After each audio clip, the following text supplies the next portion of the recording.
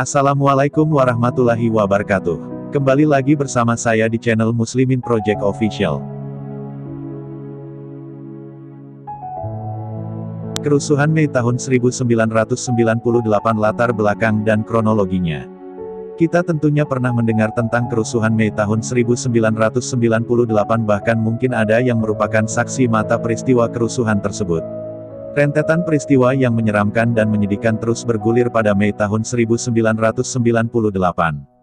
Kerusuhan Mei tahun 1998 merupakan peristiwa yang teramat menyakitkan bagi etnis Tionghoa Indonesia yang terjadi pada 13–15 Mei tahun 1998.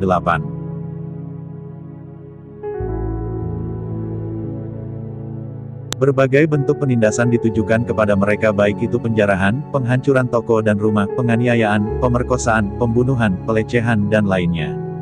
Kerusuhan Mei tahun 1998 terbesar terjadi di Jakarta, Medan dan Surakarta.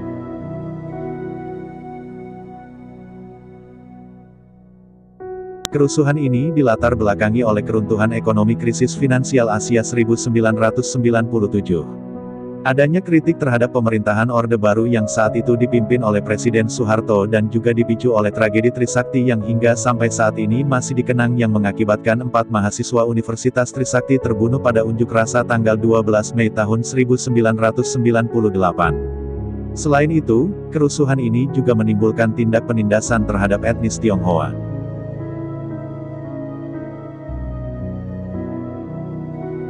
Sentimen anti-Tionghoa yang sudah lama berlangsung dimanfaatkan memicu kerusuhan yang disebabkan oleh krisis ekonomi yang meresahkan. Beberapa jenderal yang tidak memiliki hubungan dengan perekonomian, memprovokasi masyarakat dengan mengatakan bahwa etnis Tionghoa lah penyebab krisis moneter ini. Hal itu dikarenakan, orang Tionghoa lah yang melarikan uang rakyat ke luar negeri, sengaja menimbun sembako sehingga rakyat Indonesia sengsara dan kelaparan, dan sebagainya.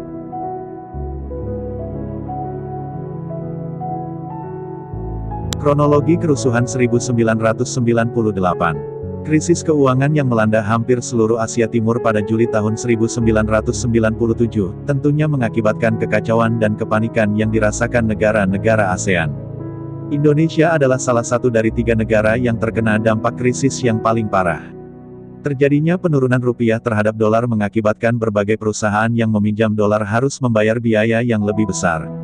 Dan juga para pemberi pinjaman menarik kredit secara besar-besaran sehingga terjadi penyusutan kredit dan kebangkrutan.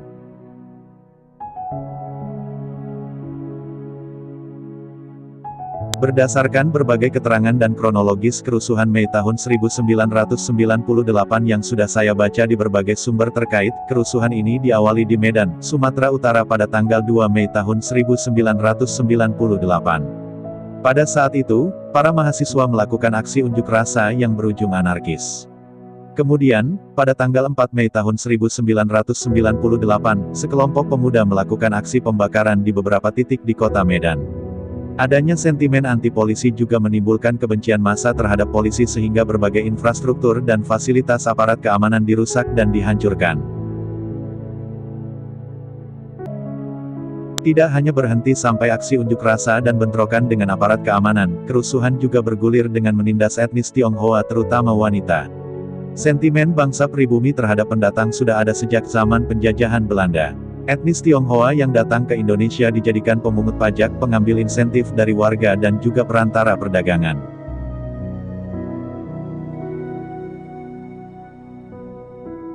Hal ini tentu saja menimbulkan stigmatisasi dan sentimen negatif bangsa Indonesia terhadap etnis Tionghoa yang dianggap melakukan penindasan dan pengambil alih kekuasaan di Indonesia.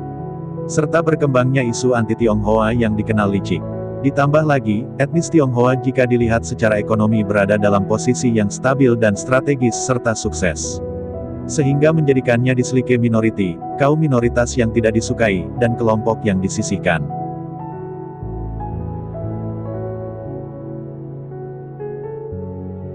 Selain itu, rasa benci dan curiga mulai bergulir terkait etnis Tionghoa diduga bagian dari rezim Soekarno yang komunis dan bertentangan dengan kepercayaan yang dianut mayoritas bangsa Indonesia. Penindasan yang dilakukan kepada etnis Tionghoa sungguh memilukan, di mana toko-toko dan rumah mereka dijarah, dibakar, dan dihancurkan. Bukan hanya itu saja, nasib wanita Tionghoa pun sangat menyayat hati. Mereka menjadi korban pemerkosaan, pelecehan, penganiayaan dan pembunuhan.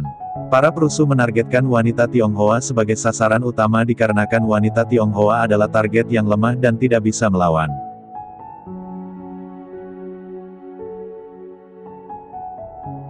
Kerusuhan Mei tahun 1998 ini menghasilkan pengunduran diri Presiden Soeharto, yang dipaksa mundur pada tanggal 21 Mei tahun 1998 dan dilanjutkan dengan pembentukan Kabinet Reformasi Pembangunan di bawah pimpinan Presiden B.J. Habibie.